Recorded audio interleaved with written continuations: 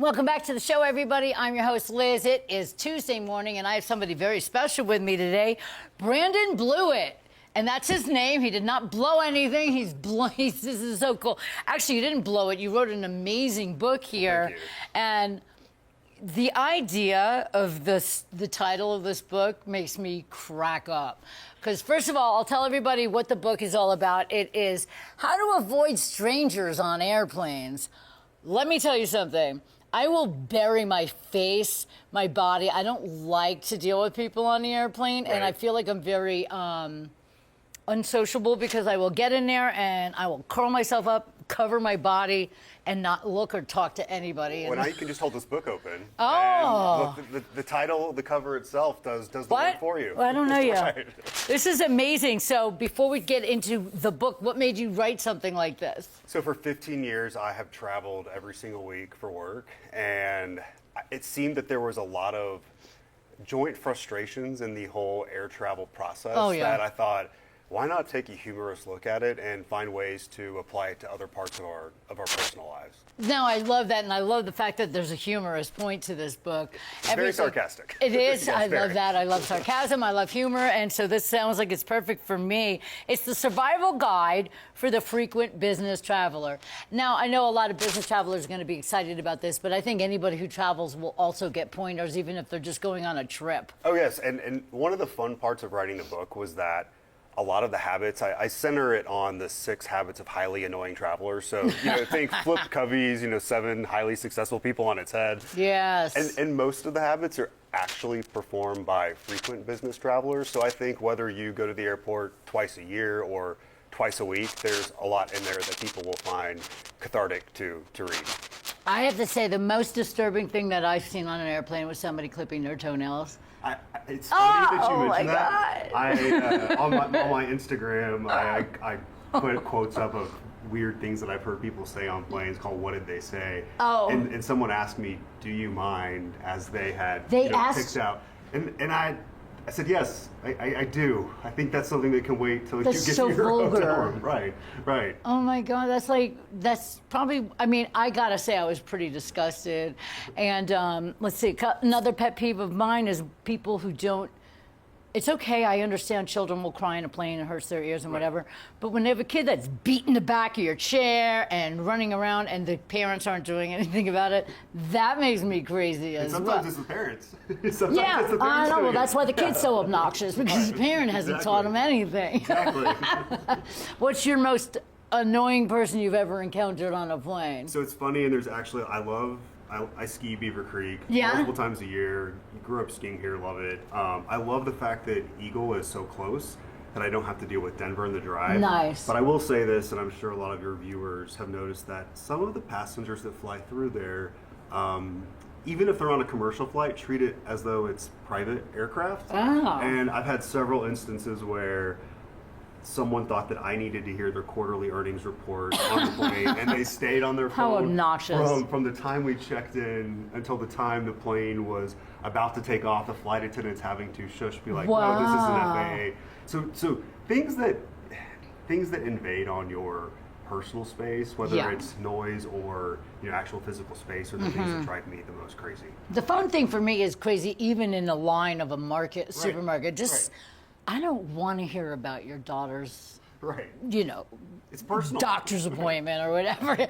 Yeah, it is personal. What is your favorite part about this book that you want people to really, really reach out and grab it? Well, I think beyond just the travel stories, which are funny and relatable, it was a lot of reflection on how my professional journey also mirrored air travel. There's delays, there's turbulence, there's times that you feel like your flight's canceled and it's not, and there's always another flight or there's always another path. So while it is really funny, it is sarcastic. It's even self-deprecating on my own journey, which I think people like to read. People and really see. enjoy that. Right. Because it makes you human. And it makes you not think you're like all that. Right. Yeah. And I think there's so many books that are career-driven self-help that this is the absolute blueprint, and this is more, hey, some crazy things are going to happen.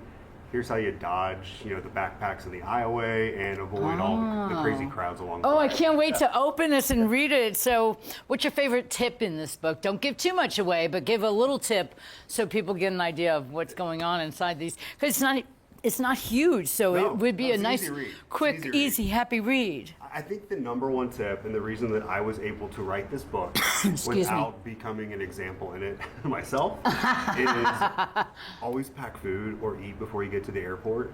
But not tacos. Right. No. Things that you can bring on board that aren't going to offend your neighbors. Right, like tuna sandwiches. Right, to stay full. I heard on another show, you're not yourself when you're hungry. And I think that because you get hangry, and I think that if people would pack snacks and find a way to stay a little bit full, you're a little less agitated. I agree with you. And a lot of the interactions that you see that go viral on social media may not happen. I agree with you, and also it's a lot less expensive to pack a small little snack at home than to go get a $30 bag of M&Ms. If you're lucky. If you're lucky. But I mean, my point is that you can bring something a little bit healthier, you can feel nourished, and you can always find something that's not gonna really disturb, you're not gonna bring a can of sardines. No kimchi. Oh, yeah, no. But people do that, and it's super bizarre. But I mean, also having a little respect for the other people that you're traveling with would help, but a lot of people don't really look at that. They're in their own little bubble and they're doing their own thing. I hear a lot of people say, I paid for the seat, and I think that instead of viewing it as ownership, think about when you rent an Airbnb. You can stay there for a bit of time, but it's not your house. Right, it's like driving. It's a privilege, not a right. Exactly. Yeah.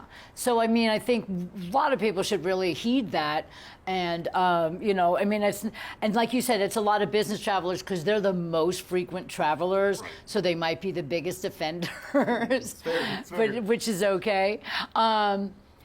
What do you personally do when you get on a plane and you want that tunnel vision? What do you do? I think the easiest thing to do to detract others from talking to you is to have in your headphones, have your laptop open, and look busy.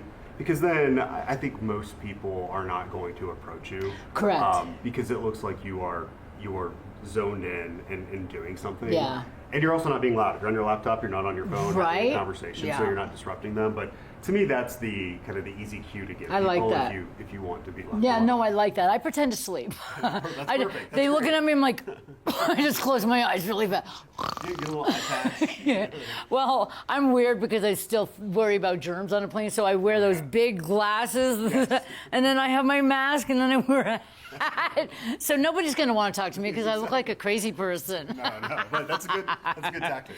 So when did you write this book? Because we're going to close soon, but I want everybody to be excited about getting, and where can we find this book as well? This is a great book. So you can find the book on Amazon, Barnes & Noble, Kobo. It's on iBooks.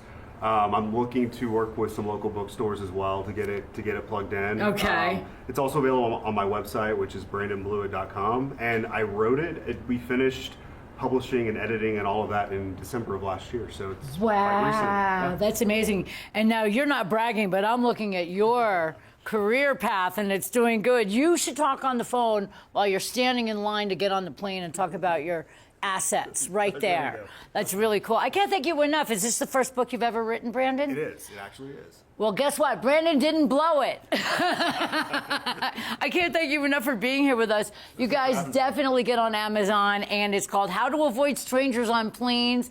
It's got levity, it's got lightness, and it's got some great tips.